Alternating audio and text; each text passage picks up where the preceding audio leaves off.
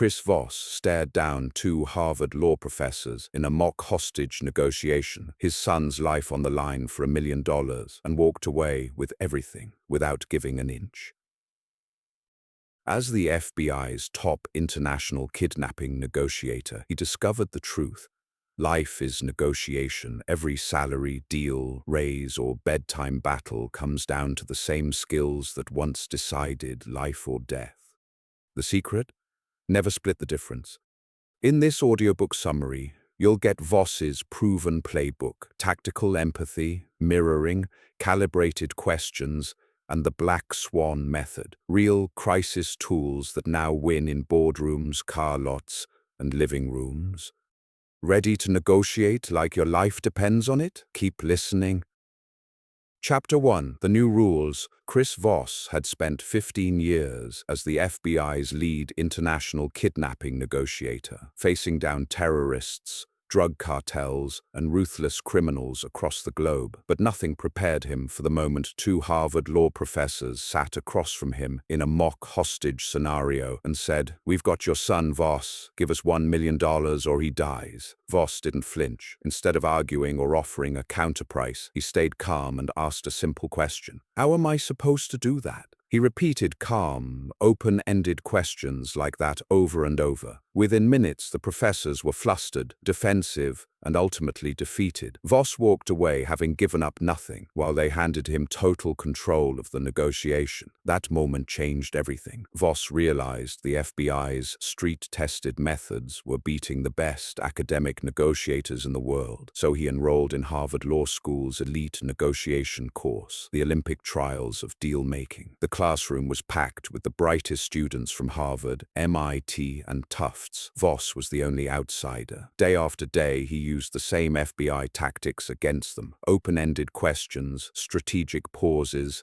and zero attempts to split the difference. He destroyed every partner's budget. One student after another watched their carefully planned offers collapse. His instructor finally asked, "Chris, why don't you tell everybody your approach? It seems like all you do is say no and stare at them, and they fall apart." Voss smiled. "I'm just asking questions, the same 3 or 4 open-ended questions over and over. They get worn out answering and give me everything I want." The class was stunned. These were the same students who had studied every cutting-edge theory from the best business books. Yet an ex-FBI hostage negotiator with no fancy degree was beating them all. Why? Because traditional negotiation, think getting to yes, treated people like rational robots. It assumed everyone would calmly trade interests, find win-win solutions, and reach fair agreements using logic, BATNAs and ZOPAs. Harvard taught math and economics. The FBI had learned something very different in the real world. After disasters like Waco and Ruby Ridge, the Bureau realized most hostage situations weren't rational bargaining sessions. They were emotional crises. The people on the other end of the phone weren't logical actors. They were scared, angry, irrational, and sometimes delusional. So the FBI threw out the old problem-solving script and built a new system based on psychology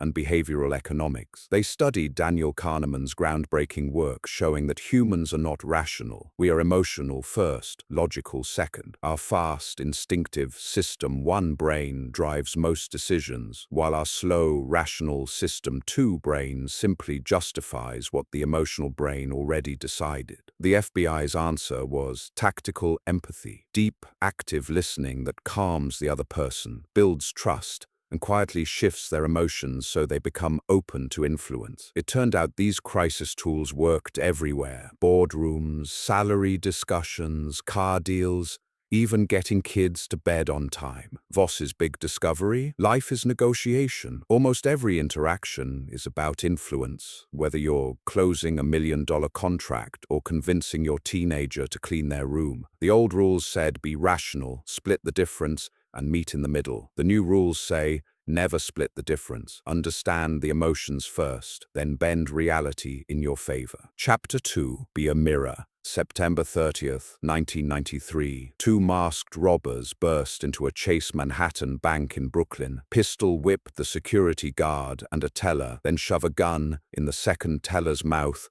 and pull the trigger on an empty chamber. "Next one is real," they say. "Open the vault." It was Chris Voss's very first real hostage negotiation as an FBI agent. The robbers barricaded themselves inside with hostages. SWAT teams took positions on rooftops. Voss and his partner set up a command post directly across the narrow street. A police negotiator named Joe was on the phone with the lead robber, while Voss and 3 other agents listened in, passing notes and coaching every word. Right away, everything they thought they knew was wrong. The lead robber kept feeding lies. He claimed there were 4 dangerous partners, that he wasn't in charge, that they all wanted to surrender peacefully. He demanded a van to drive to the precinct. He kept putting Joe on hold with excuses about the hostages needing the bathroom or food. Classic smoke screens. Most negotiators would have pushed hard for a quick deal. Instead, Voss's team did the opposite. They slowed everything down. They stopped trying to solve the problem and started listening like their lives depended on it. No arguments, no clever counter-offers, just pure, focused attention on the other side.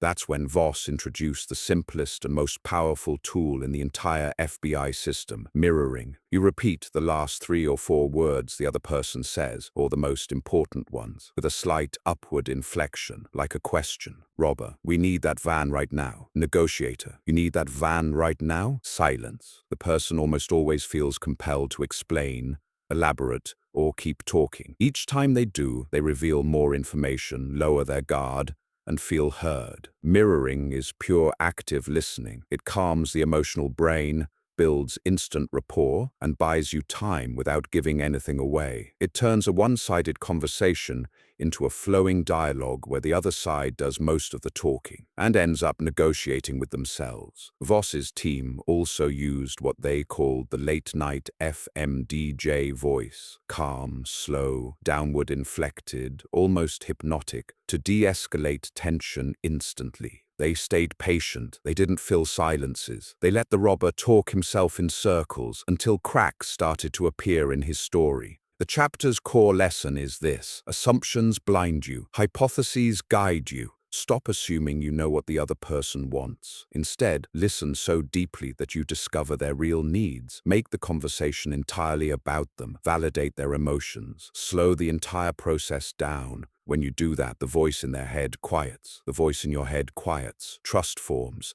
Information flows, and suddenly, you're no longer fighting, you're guiding. That single bank robbery standoff taught Voss the foundation of every successful negotiation. Be a mirror. Listen first. Reflect what you hear. Let them reveal themselves. Master that, and you can turn even the most hostile situations into opportunities. Chapter 3. Don't feel their pain. Label it. A hostage taker was screaming into the phone, voice cracking with rage. Most negotiators would have rushed in with sympathy. "I understand how you feel." Chris Voss did the opposite. He labeled the emotion out loud. "It seems like you're really angry right now," he said calmly. "You feel like nobody's listening, and you're completely backed into a corner." The line went quiet for a moment. Then the man's tone softened. "Yeah, that's exactly it." In that single sentence, the entire dynamic shifted. The rage drained away. The man started talking instead of shouting. This is tactical empathy. It is not about feeling their pain. Feeling their pain drains you, clouds your thinking, and pulls you into their emotional chaos. Tactical empathy is about understanding their perspective so clearly that you can name it for them without ever agreeing or sympathizing. The tool is called labeling. But you simply say, "It seems like," "It sounds like," "You're feeling," and then state the emotion or situation they're experiencing in plain, neutral words. Labeling works because the moment someone hears their own feelings accurately reflected back, their brain's alarm system switches off. The defensive walls drop. They feel heard and understood, often for the first time. Trust forms instantly. And once they feel safe, they open up and reveal the real information you need.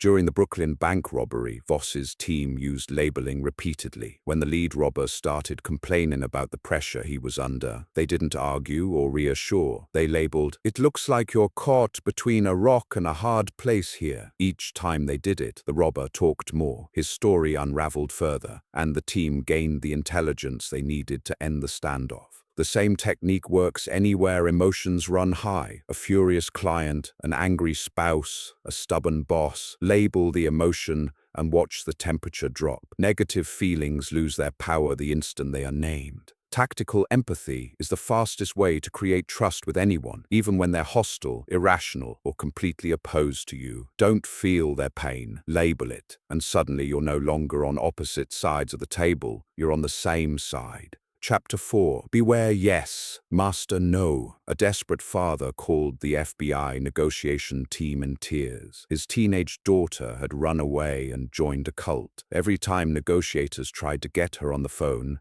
she would only say yes to everything. Yes, she was safe.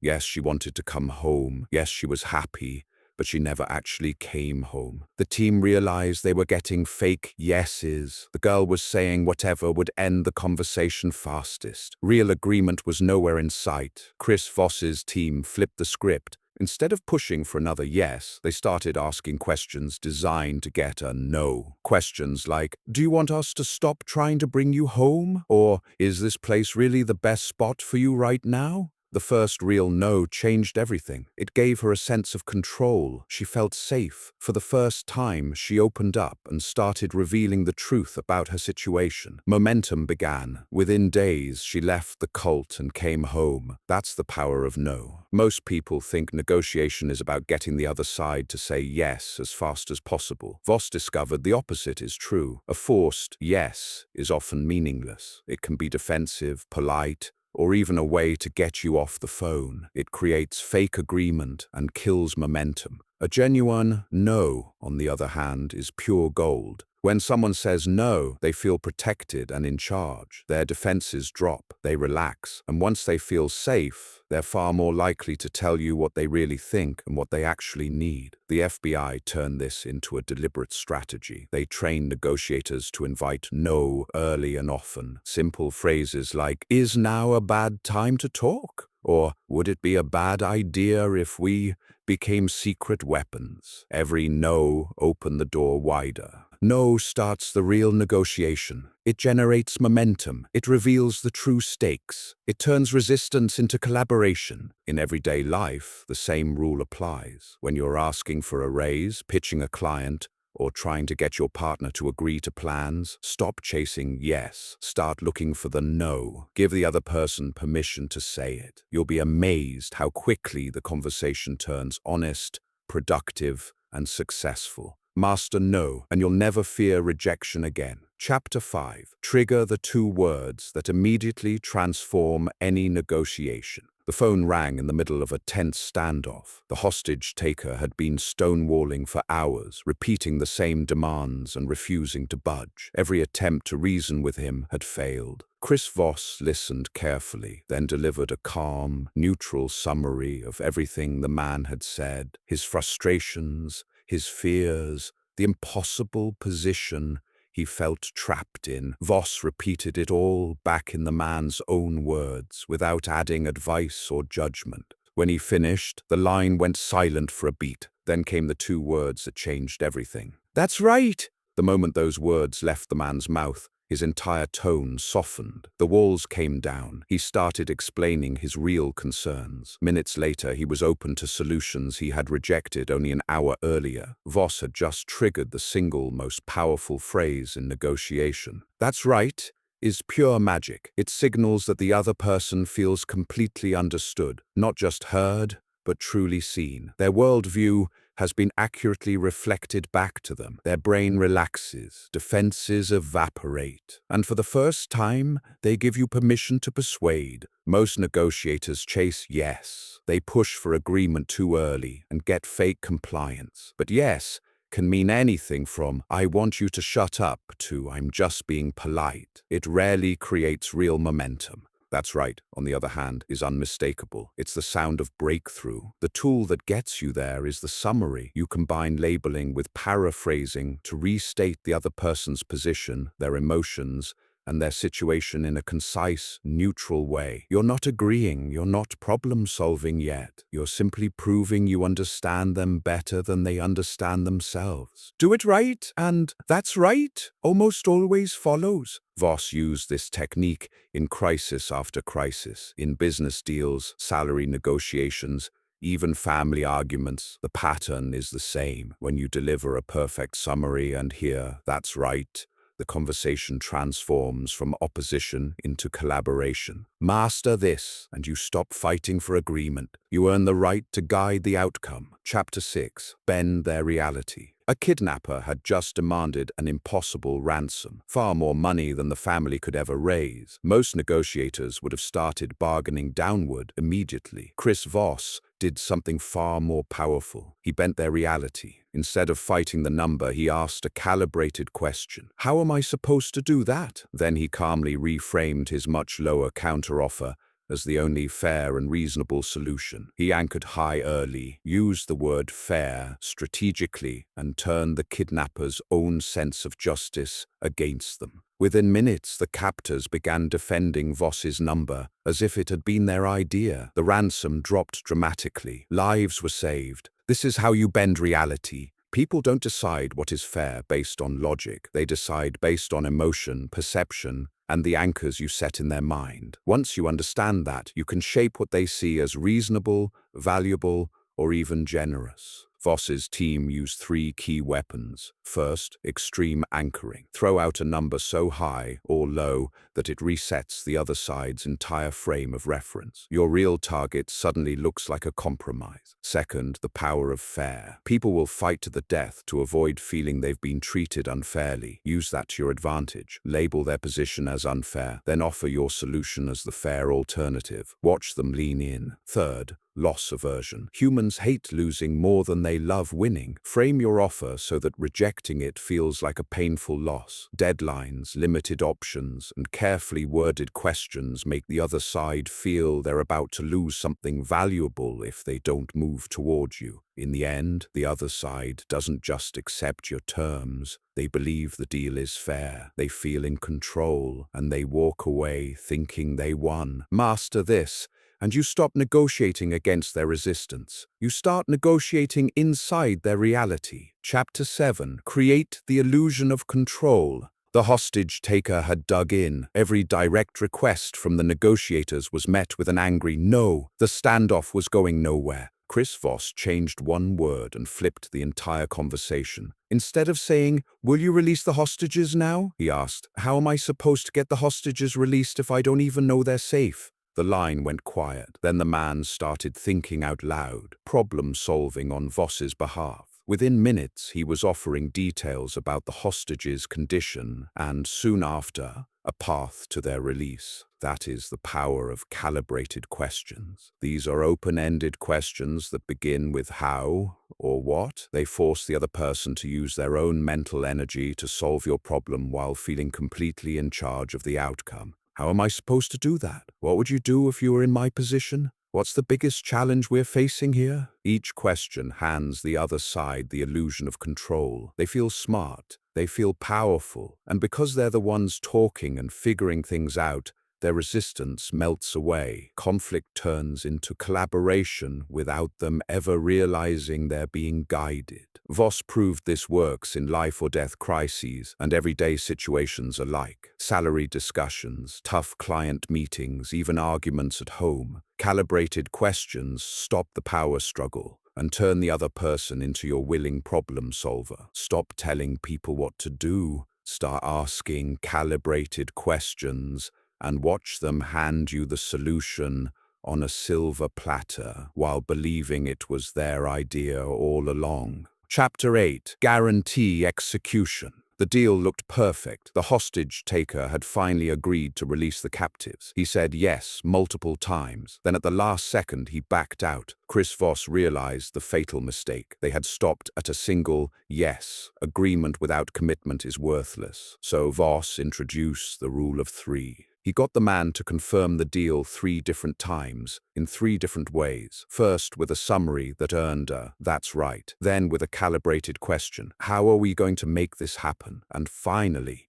a direct confirmation. Only after 3 solid agreements did Voss trust the deal would actually close. That triple confirmation became the FBI's secret weapon for turning talk into action. Because here's the truth most negotiators ignore. Getting to yes is easy. Getting the other side to follow through is where deals die. People lie, they forget, they change their minds, or they simply never intended to deliver. Voss's team learned to guarantee execution with 3 powerful tools. The rule of 3. Make them agree to the same thing 3 times. Different wording, same commitment. If they can't repeat it consistently, they're not really on board. Spotting liars. Pay ruthless attention to incongruence. When someone's words don't match their tone or body language, something is wrong. Voss used the 7-38-55 rule. Only 7% of communication is the actual words. The rest is tone and body language. Mismatch equals deception. Implementation questions never end a negotiation without asking, how will we make sure this gets done? And what are we going to do if something goes wrong? These calibrated how questions force the other side to think through the execution steps themselves. They feel ownership. They solve problems before they arise. In business, in salary talks, in everyday life, the same rule applies. A handshake or a signed contract means nothing if the other side doesn't follow through. Get 3 agreements, test for lies, force them to plan the implementation. Do this and you don't just close the deal, you make the deal stick. Chapter 9. Bargain hard. The phone call had dragged on for hours. The bank robber was exhausted, out of options, and finally ready to deal. He threw out a number for the ransom. Chris Voss didn't counter with a reasonable split. Instead, he opened with an outrageously low offer. So low it almost sounded insulting. Then he used the Ackerman bargaining system. He started with a precise, non-round number that sounded carefully calculated, $37,263. When the robber pushed back, Voss stayed calm, labeled the emotion, mirrored the complaint, and then dropped his next offer by exactly 15% to $31,674. Another pushback, another small, calculated drop. Each time he made the robber feel he was squeezing every last dollar out of him. By the final stage, Voss offered 95% of his target number and added the magic line, "That's my final offer." The robber accepted. Voss had gotten the price he wanted without ever splitting the difference. This is how you bargain hard. Most people negotiate like amateurs. They meet in the middle, split the difference, and leave money on the table. Voss taught his teams to treat the final stage like a chess match, using the Ackerman model. Set your target price. Open with an extreme anchor, 65% of your target, or 200% if you're selling. Make 3 calculated concessions. Drop by about 15%, then 10%, then 5%. End with a final, non-round number that feels like your absolute limit. Use the phrase, "That feels like a fair offer," or "That's the best I can do to close."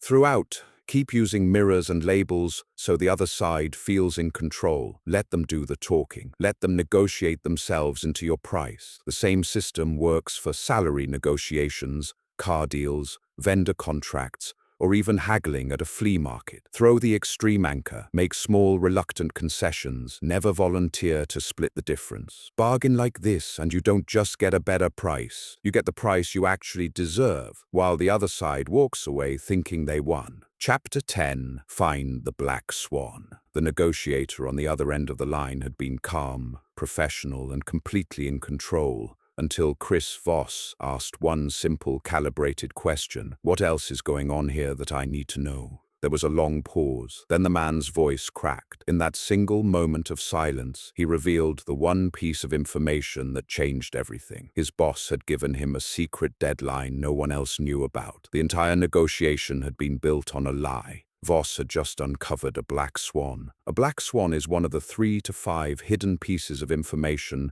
that exist in every negotiation. These are the unknown unknowns, the secret constraints, unspoken motivations, hidden deadlines, or real decision makers that no one has mentioned. When you find even one, the whole dynamic shifts. What looked impossible suddenly becomes easy. What looked like a stalemate turns into a breakthrough. Most negotiators never find black swans because they're too busy talking, pitching, and trying to prove they're right. Voss's team did the opposite. They stayed curious. They used dynamic silence after every answer. They asked calibrated questions designed to expose gaps. What's the biggest challenge we're not talking about? Or how does this affect the people who aren't in the room? They also went back to summaries when they delivered a perfect summary and heard "that's right" again, but this time on a deeper level. It often cracked the case open. The other side would suddenly volunteer the missing information they had been guarding. Voss proved black swans work in life-or-death kidnappings and in everyday deals alike. A salary negotiation where the boss has a hidden budget. A car purchase where the salesman has a secret quota deadline. A business contract where the other side is under pressure from their board that no one mentioned. The lesson is simple but powerful. Never assume you know everything. There is always more information hidden beneath the surface. Stay alert. Stay curious. Keep digging with the right questions